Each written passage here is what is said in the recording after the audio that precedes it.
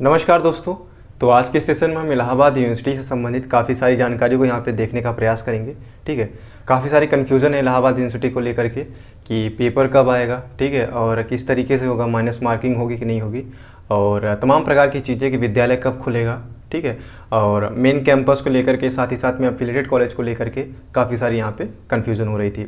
हालांकि हमने सोचा कि एक लाइव सेशन यहाँ पे चलाया जाए, तो आपके वो रिकमेंडेशन पे आएगा, तो आप लाइव सेशन के लिए कमेंट बॉक्स कर सकते हैं, कमेंट बॉक्स में जो भी इन्फॉर्मेशन होगी, ठीक है, तो उसके अकॉर्डिंग जो भी इन्फॉर्मेशन आपकी होगी मैं वहाँ पे प्रोवाइड करा दूंगा। साथ ही साथ हमारे साथ में कुछ और लोग भी रहेंगे, तो उसके अकॉर्डिंग आप यहाँ पे कमेंट बॉक्स में कर सकते हैं। अगर आपकी मांग आएगी डेफिनेटली हम यहाँ पे लाइव सेशन चलाएंगे। दूसरी बात ये है कि इलाहाबाद यूनिवर्सिटी को लेकर के यहाँ पे काफ़ी सारी अभी तक पेपर को लेकर काफ़ी सारे न्यूज़ आ रहे थे दैनिक जागरण में, तो मैं जब तक ऑफिशियल न्यूज़ नहीं आता तब तक मैं वीडियो नहीं बनाता हूँ, ठीक है। दूसरी चीज़ तो यहाँ पे देखिए, इस बार जो है यूजीसी ही कराएगी, यूनिवर्सिटी ग्रांट कमीशन जो है, यानी इलाहाबाद यूजीसी ही कराएगी इस बार जो प्रवेश परीक्षा है। हालांकि यहाँ पे जो बताया जा रहा है कि पेपर की परीक्षाएँ की तैयारी हो चुकी है, और साथ ही साथ में यहाँ पे कुछ ही दिनों में नोटिफिकेशन भी आ जाएगा जो भी पेपर का है। तो अप्रॉक्सीमेटली हमारे पास 1 से 1.5 महीने का वक्त है, ठीक है, यूजी और पीजी दोनों के लिए। दूसरी बात ये है कि एडमिशन किस तरीके से होगा और क्या प्रक्रियाएं होंगी।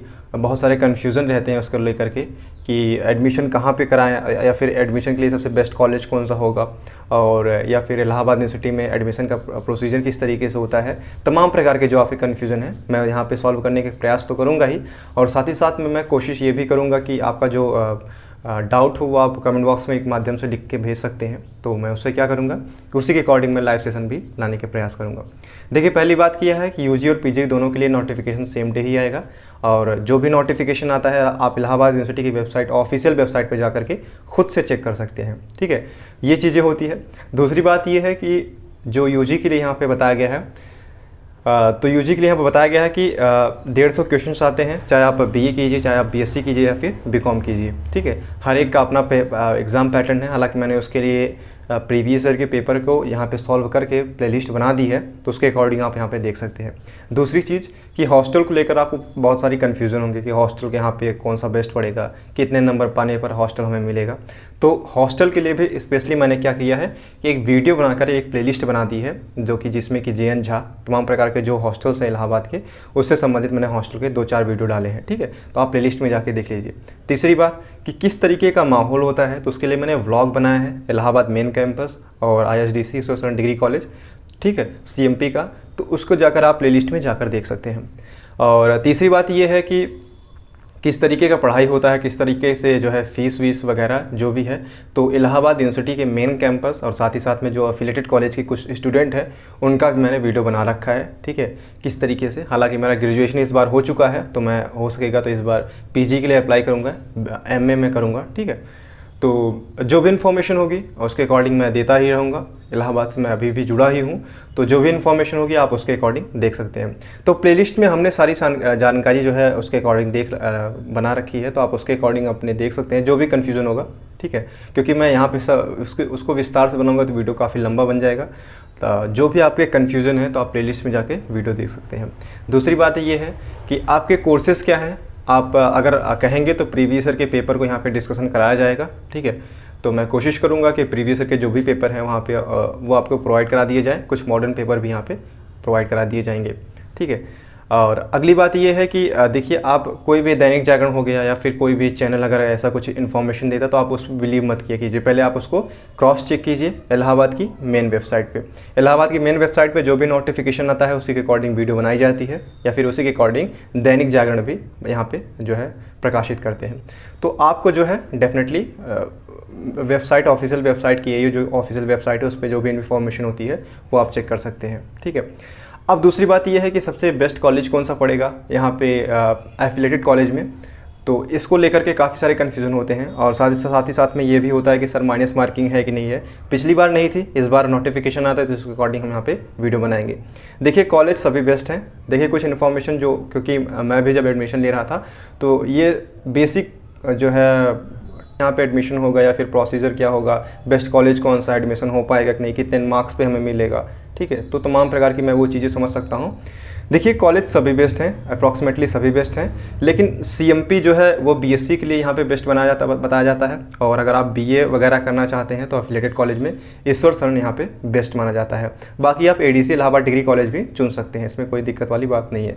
देखिए यहाँ पे रोज़ रेगुलर बेसिस पे क्लास लेने की कोई ज़रूरत नहीं है। अगर आप यहाँ पे कोई हाजिरी या फिर जिस कहते हैं ना कि आपका क्लास 12th तक जो है वहाँ पे प्रेजेंट ही लगती है, तो ऐसा कुछ यहाँ पे है नहीं। आप कहीं भी घुस जाइए, किसी भी कॉलेज में किसी भी क्लास में घुस जाइए, ठीक है। जब तक आप अराजकता नहीं फैलाते तब तक आपको यहाँ पे कोई दिक्कत होने वाली नहीं है।